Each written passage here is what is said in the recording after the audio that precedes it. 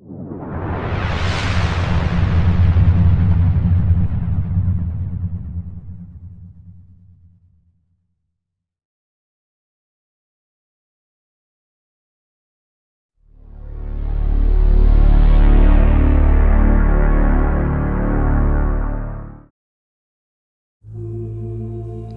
Kill St Anne graveyard, also known as St Nicholas's Cemetery, is a historic 14th century burial ground located here in Castleines in County Cork.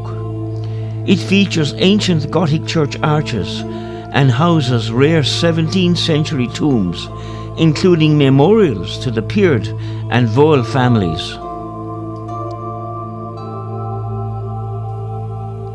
The old cemetery of St Nicholas's Church here at Kill St Anne dates at least to the 14th century, and it was in use up until the early 1960s.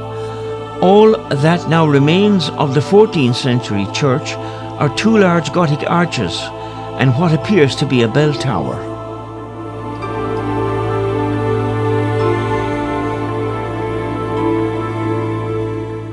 The gable end on the east-facing wall outlines what would have once been the chancel of the church. The smaller church located inside the archways was built in 1771 and was a Church of Ireland chapel. The east wall of this church boasts a beautiful tracery window, which, it is said, once belonged to the older church. Inside the chancel is a beautifully ornamental Gothic archway which separates it from the nave.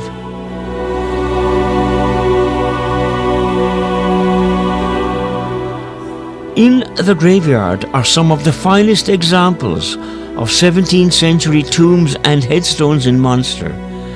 One of the oldest of the headstones is dedicated to Jane Thomas. It is a Georgian-style memorial dated to 1689. The other headstone dating to 1689 is a scrolled design memorial and is dedicated to Sylvestra Jessup and her daughter Sarah May. Two tombs in the cemetery are also 17th century in date. The first of these is dedicated to the Vole family and is dated to 1681, while the other tomb is dedicated to the Peard family and dates to 1683.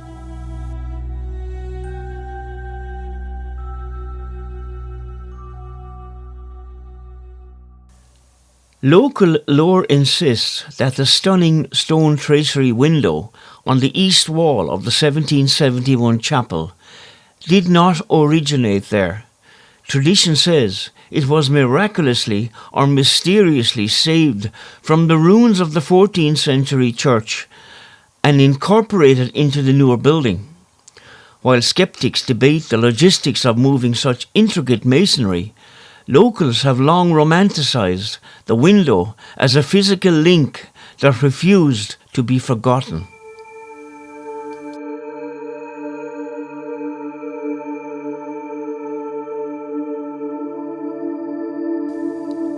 There is also a mausoleum dedicated to the Peards, who were landlords in the area in this graveyard, and this is thought to be 18th century in origin.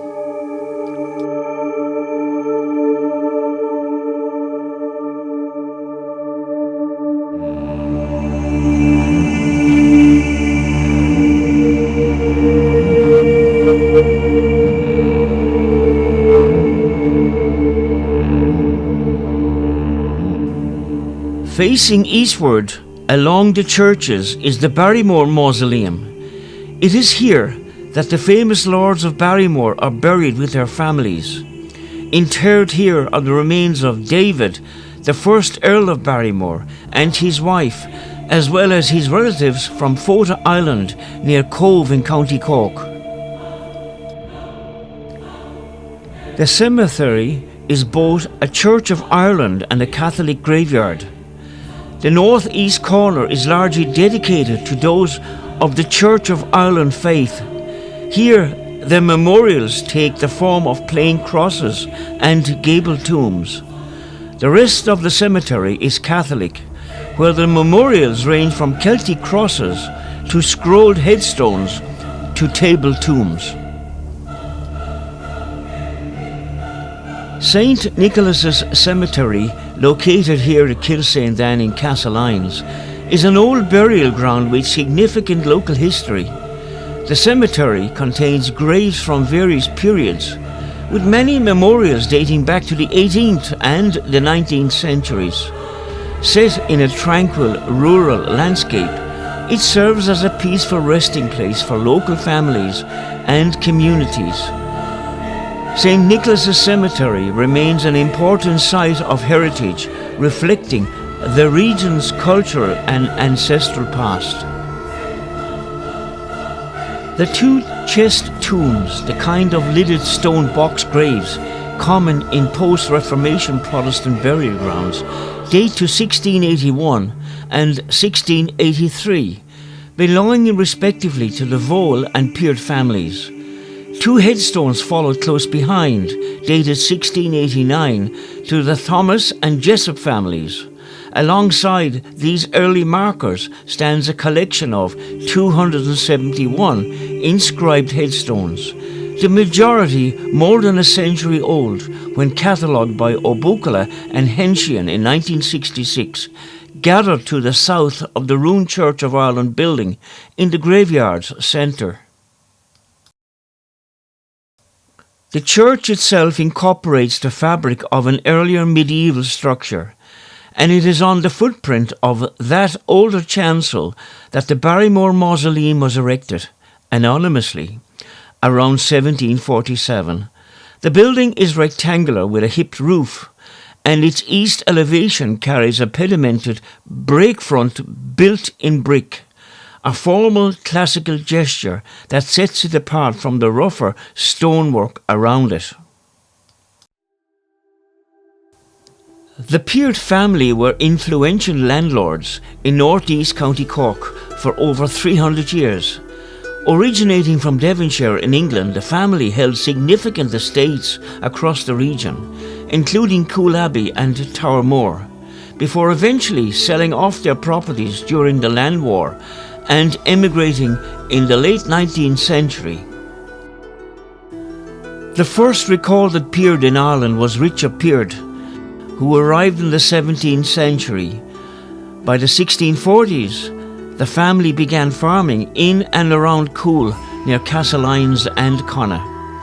Over generations, they acquired thousands of acres and intermarried with prominent local families, such as the Mary Broderick family. The Peards maintained a number of great houses across the baronies of Fermoy and Kinataloon. Cool Abbey House, built around 1765 by Henry Peard. This estate remained the family seat for over 100 years. Towermore House, a distinct branch of the Peards, resided here, with family members such as John Peard, serving on local administrative bodies like the Fermoy Board of Guardians in the 1840s. The family established a dedicated mausoleum in Castlelyns in the 18th century, making their deep integration into the local community. By the mid-19th century, many of the Peard estates were heavily mortgaged. During the agrarian crisis and land wars of the 1880s, multiple portions of the Peard properties were advertised for sale in the encumbered and landed estate courts. In the late 1880s, the last heir to Cool Abbey, Dr. Henry William Peard, sold the inheritance, tossed a coin to choose between Australia and Argentina, and emigrated to Buenos Aires. The Barrymores, the Barry family, dominated Castlelyns for nearly 600 years. Originally Anglo-Norman lords, they built a massive fortress in 1204 and later expanded it into a lavish limestone residence.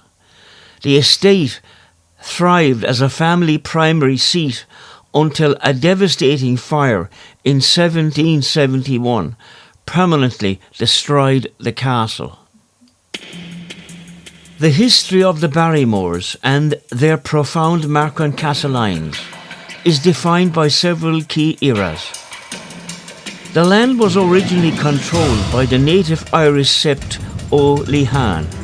After the Anglo-Norman invasion, King John granted the territory to William the Barry, who erected the first castle.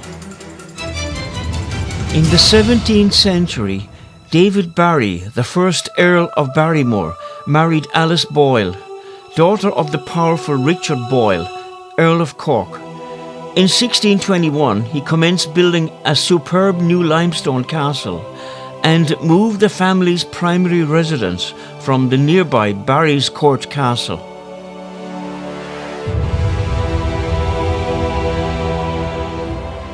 At its peak, Barrymore Castle featured Jacobean architecture, a large central courtyard, terrace gardens, an artificial lake, and a high-walled deer park. In 1771, the castle's golden age ended abruptly when a fire started by workmen repairing a roof engulfed the estate. The structure smouldered for nearly 3 months and was never rebuilt. Following the fire and subsequent decline of the lineage, the title eventually died out with the 8th Earl of Barrymore in 1824. The estate was largely sold off and the spectacular gardens were levelled. Today, the skeletal limestone arches of the Barrymore Castle can still be found behind the village of Castlelynes, serving as a reminder of the Barrymore family's once vast power. Like many ancient Irish cemeteries that stayed open through the 19th and the early 20th centuries, Kilsaint-Anne holds many undocumented burials from times of famine and extreme poverty. In local Irish superstition, large patches of sunken, unmarked grass are often regarded with quiet reverence and caution, as tradition holds that those buried without proper rites or markers leave behind a heavy, watchful atmosphere where the dead cannot fully rest. The graveyard's dominant feature is the massive 1753 Barrymore Mausoleum. It houses James Barry, the 4th Earl of Barrymore, a prominent military man who secretly supported the outlawed Jacobite cause to restore a Catholic monarch to the throne. He was eventually arrested for treason because of his controversial double-dealing life and the secretive nature of the sealed underground crypt. Beneath the external steps, the structure has always attracted local whispers about hidden Jacobite treasures or restless aristocratic spirits. Though not explicitly documented as happening at Kilsaint-Anne, this specific area of Cork is famous for the regional folklore of moving graveyards. A prominent nearby legend, historically recorded in the Roireach documentaries, claims that when an unpopular figure or an enemy soldier was buried in unconsecrated ground, the existing dead would physically rise at night, pick up their headstones and march across the valley to rebury themselves in a new location to avoid sharing a resting place. While there are no formalised, globally famous ghost stories tied to Kilsaint-Anne graveyard, it is deeply embedded in typical East Cork folklore, architectural mysteries and regional supernatural traditions. Local memory, oral history and neighbourhood whispers highlight several eerie or legendary elements associated with the site. Kill St Anne Graveyard is a serene, rural and highly historic site, making it perfect for ancestry research or a quiet historical walk.